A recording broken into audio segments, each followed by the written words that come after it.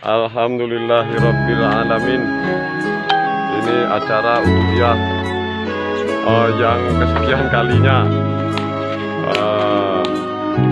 Ini Ustadz Nurman dan Bang Hadi Sukoco lagi sedang asik. Bang Rasim sedang aduk dulu.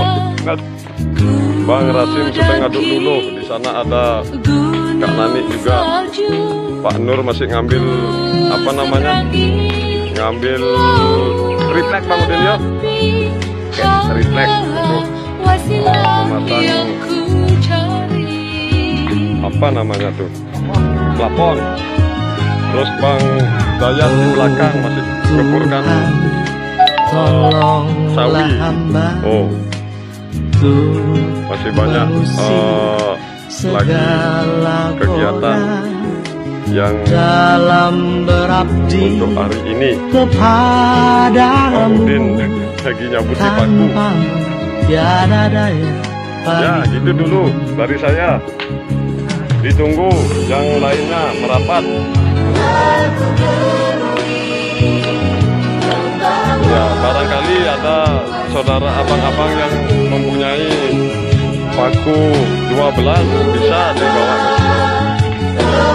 Ya, gitu dulu dari saya. Assalamualaikum warahmatullahi wabarakatuh.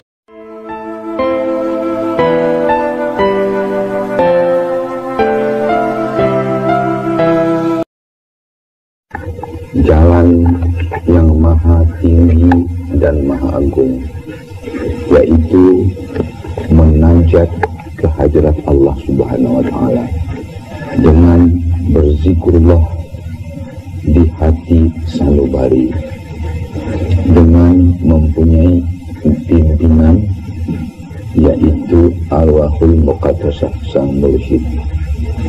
Dimanapun di atas dunia ini, untuk belajar sesuatu harus mempunyai guru. Apapun pelajarannya harus mempunyai guru. Tetapi mursyid ini adalah guru yang paling istimewa. Karena selama ini di dunia kita menuntut dengan ilmu yang duduk dalam otak, dan gurunya walaupun namanya profesor menurunkan ilmu yang ada dalam otaknya. Kita mendengarnya dan menerimanya dengan otak pula. Jadi turun ilmu antara otak profesornya kepada otak mahasiswanya, dan diolah oleh sang mahasiswa atau sang siswa, sehingga si murid itu menjadi pandai, hidupnya menjadi terarah. Inilah ilmu pengetahuan turun-menurun dari sang guru kepada sang murid, yang merubah sang murid itu menjadi orang yang baik, orang yang berilmu. Begitu juga agama al-Islam, turun daripada otak sang ustadz kepada otak sang murid. Maka murid itu bermental Islam, berperangai Islam, hidup beradab Islam, salat sebagai orang Islam, dan sebagainya. Hidup dan kehidupannya dijulujuri oleh al-Islam. Namun tadi kita sebut mursyid itu guru yang istimewa, karena dia membawa dua. Satu mengajari otak sang mursyid dengan otaknya, satu lagi mengisi kalimat Allah di dalam hati sang murid dengan hati si guru. Dengan lain perkataan, arwah sang murid diisi oleh arwah sang guru dengan menyalurkan ke dalamnya kalimatullah, zikir Allah. Ini keistimewaannya. Jadi bukan diberikannya otak antara otak, tetapi antara rohani dengan rohani. Inilah dia keistimewaannya. Karena di dalam ilmu syariat yang dikupas hanya pengertian daripada otak. Di dalam ilmu tarikat dimasukkan dengan metode kalimat Allah dalam hati sanubari. Dan ini semua berdasarkan Al-Quranul Karim dan Al-Hadis. 100% mulai dari A sampai Z berdasarkan Al-Quranul Karim dan Al-Hadis. Dan ilmu ini dimasyhurkan di luar dengan ilmu tasawuf. Pelaksanaannya namanya tarikat. Kalau sudah menjadi gabungan ilmu tasawuf dengan tarikat, itu dikatakan sufi. Jadi ini adalah sebahagian daripada agama Islam yang sangat tinggi, yang sangat mulia, yang langsung hubungan antara Tuhan dengan arwah kita, dengan melalui zikrullah, dipimpin oleh arwahul muqaddasah sang mursyid. Itulah isinya. Nah, ini bagus sekali direkam supaya kita benar-benar mengerti di mana duduknya ilmu ini. Jadi untuk sempurnanya sesuatu itu harus lengkap luar dan dalamnya. Di atas dunia ini semuanya berlapis, tidak ada yang tidak berlapis. Manggis ada kulit ada isi, pisang ada kulit ada isi, manusia ada kulit ada isi, bumi ada kulit ada isi, langit ada lapisan 7 lapis katanya. Surga pun berlapis, neraka pun berlapis, perkataan pun berlapis, ilmu pun berlapis, agama pun berlapis, manggis juga berlapis, walaupun dia merupakan satu buah manggis, satu buah pisang, satu pribadi manusia. Nah, jadi kita mengupas manusia itu dalam beberapa lapisan. Kalau dikatakan kulit, itu manusia zahirnya sebelah luar. Dikatakan darah daging, itu manusianya dalam sebelah dalam. Kulit itu pun berlapis lagi. Ada lapisan luar, ada lapisan dalam. Daging itu pun berlapis lagi. Ada uratnya, ada syarafnya, ada darahnya, ada sumsumnya, ada tulangnya. Sumsum pun berlapis lagi. Ada luarnya, ada dalamnya. Itu semua masuk lapisan zahir manusia. Tapi ada lagi lapisannya yang meta, fisik, yang batin, yaitu ruh. Ruh pun berlapis. Tapi saya belum mengupas lapisan ruh, karena itu sudah mulai mendalam. Ruh pun melapis ya. Jadi ini kita kupas di sini adalah satu zahirnya, sedikit untuk tanjakan. Kapal terbang itu kalau mau terbang terus, dia punya landasan. Landasan itu namanya lapangan terbang. Baru dia terbang menanjak. Nah ini juga landasan kita adalah syariat, adalah hadis dan Quran yang kita dengar diturunkan oleh guru. Sesudah kabur tinggal landas. Jangan begitu. Kalau ribut di keluar tinggal landas. Kalau tinggal landas dia mulai menajatnya dalam arwahul muqaddasah menuju kehadirat Allah Subhanahu wa taala. Kita berzikir di hati sanubari. Apa betul ada ayat Quran? Ada, masa main-main dalam agama? Kalau agama, ini keluar tuh, ini jangan ganggu, masuk dalam tik kamu punya batuk tuh. Dalam agama tidak boleh keluar daripada hadis dan Quran.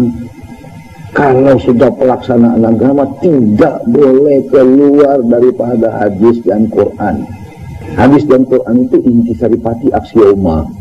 Penerangannya Al-Quran dalam hadis. Penerangan penguatan hadis ucapan khulafaur rasyidin, khalifah Allah. Penguatannya musyawarah ulama yang tabi'in. Penguatannya qiyas, ilmu alam yang luas. Itu adalah sunnatullah, firman Tuhan yang tidak tertulis dalam Al-Quran tapi termaktub dalam Al-Quran. Begitu hebatnya itu garis hidup itu. Ini anak tukang batuk ini bawa ya dia. Saya akan batuk keluar ya, mengganggu itu. Saya kalau bicara tidak mau diganggu. Ini firman-firman yang saya bicarakan ini, hadis-hadis firman Tuhan yang saya bicarakan ya. Orang baca Quran pun diam, batuk pun tidak boleh. Nah, jadi oleh sebab itu bagian lapisan sebelah dalam nih. Nah, jadi oleh sebab itu ini dia waskur rabbaka fi nafsika tadaru Allah infatu wadunal jahil.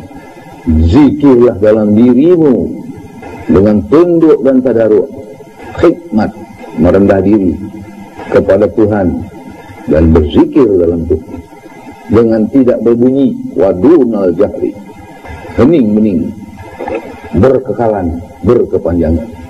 Janganlah engkau termasuk orang yang lalai. Jangan termasuk orang yang nggak mau zikir. Kalau nggak mau zikir, Bermula mereka yang tidak mau zikir, diturunkan seekor setan yang menjadi kawan hidupnya selama hidupnya. Wah, itu ancaman Tuhan. Siapa yang banyak berzikir, dihapuskan dosanya dunia dan akhirat, diberi pahala yang sebesar-besarnya. Wah, siapa yang berzikir, Tuhan ingat akan dia, ya santuni. Siapa yang zikir, diberi Tuhan rezeki limpah ganda. Wa allawis taqaw maladari katilah skainahum 100%, 1000% kalau ada 1000% berdasarkan Quran dan hadis. Maka itu engkau ini sangat berbahagia datang kemari. Apa di sana tuh, di luar tuh nggak ada Tuhan? Ada, tapi cara menghubunginya nggak pandai orang itu. Kenapa? Nggak diajarkan.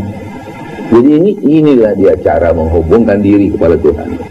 Salat itu apa pula itu? Oh, itu juga salat itulah metodik untuk menghubungkan diri kepada Tuhan. Tetapi salat yang berisi ini, mana ayatnya?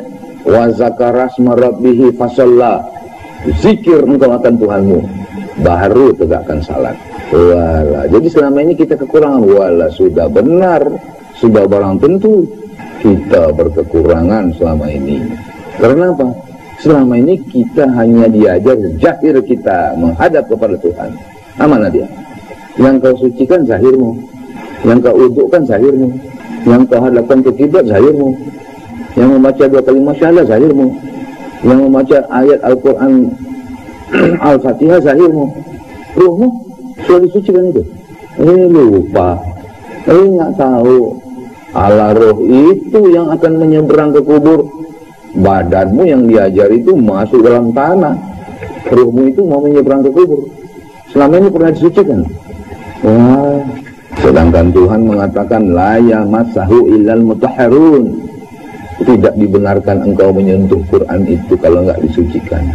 Nggak bisa mengamalkan kalimat Allah kalau nggak disucikan. Maka tadi malam dimandikan supaya suci. Orang mau masuk Islam disucikan, dimandikan. Orang mau naik haji begitu juga. Orang mau kawin suruh mandi juga.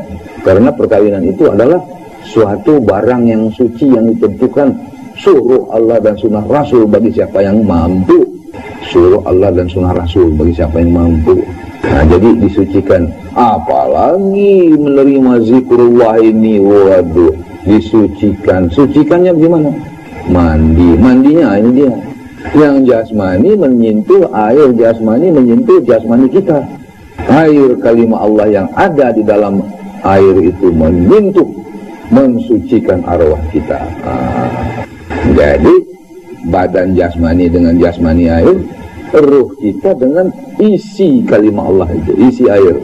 Rasul